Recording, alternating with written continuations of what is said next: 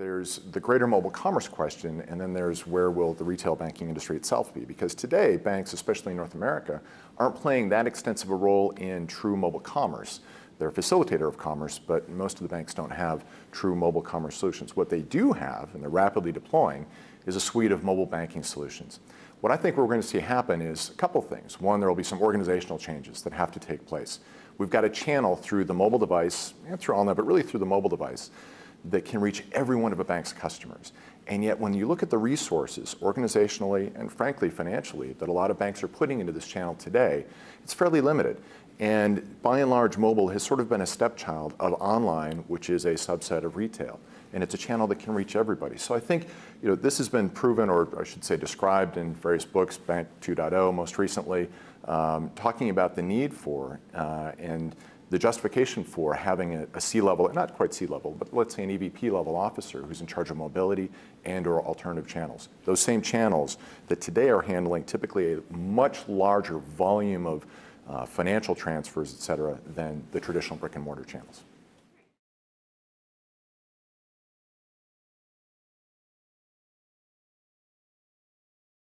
There's a wide variety of opportunities. I think what we're seeing today is that there's a critical element that all banks need to do, which is to deliver the foundational capabilities that really kind of mirror what they're already delivering to their customers in the online channel, but buttress it with alerts. So we call it alerts-driven multimodal account access and management. A lot of syllables, basically mobile banking in North America today. That's how most banks are looking at it. But that's just the start. When you think about the different value propositions that can be delivered through this channel, whether they're directly through extending payment capabilities, extending other informational capabilities, and just as a case in point, on the informational side, a lot of banks today may offer mobile banking, but they don't offer any other information about the bank other than ATM and branch location information to the end consumer. So here's a channel that's used for a critical function, account access and management, but the banks have by and large not provided a vehicle there for getting other information about investor relations, about HR opportunities, other community relations, things like that. So we've got a need for foundational capabilities. We've got a need to extend the information delivered through that channel. And then we've got opportunities to deliver true, what are largely described in the rest of the world as mobile commerce capabilities for payment, retail payment, things like that. That world is huge. As we know, we deliver solutions across the globe today for person-to-person transfer and more. So I think we'll see some, probably some, if not all of the capabilities that we're rolling out in the rest of the world deployed here where the infrastructure supports it.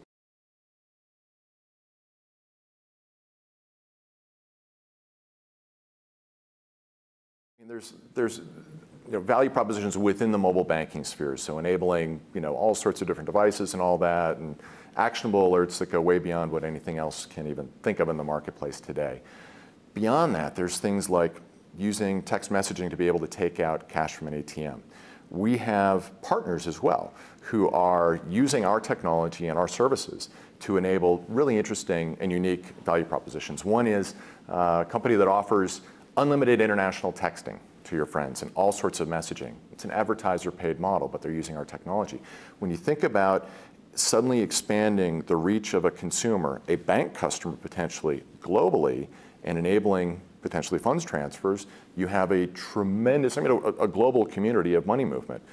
That affords tremendous possibilities. We're doing a wide variety of things in mobile couponing, mobile loyalty programs, things like that, and mobile remittance cross-border. Actively certified today with Western Union. The possibilities are really limited only by one's imagination and, of course, the economics.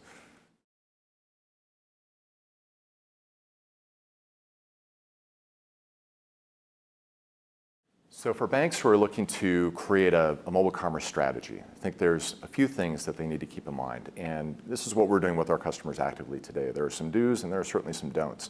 Some of the do's are to start with the fundamentals and roll out not just a set of capabilities, but a set of capabilities that really makes it easy for the customer to interact with the bank and the bank to interact with the customer.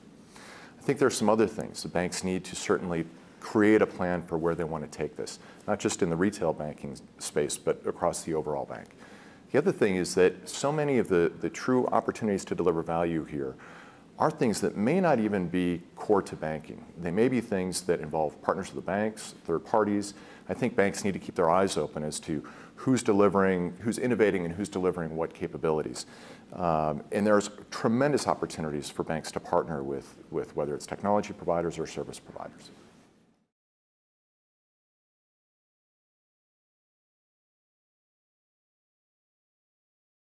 If you look at the adoption of mobile commerce and mobile banking overall, just across financial institutions, let's say in particular in the US, one could argue that it has been a bit slow. But from the vendor side of things, we're actually seeing a tremendous quickening of adoption.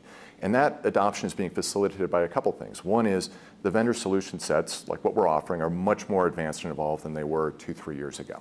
And the set of expectations that the banks have evolved as well. The other thing is that the service providers who, in many cases, power hundreds, if not thousands of financial institutions and are their primary source of technology solutions, haven't yet had available services, mobile banking and mobile commerce services, that those banks can use.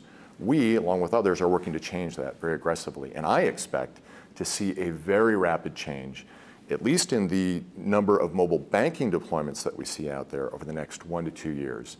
And building on top of that, I expect to see tremendous growth in mobile commerce. But that mobile commerce may not be the mobile commerce that we all think, that the general public thinks of I'm going to walk up to a vending machine and pay with my phone.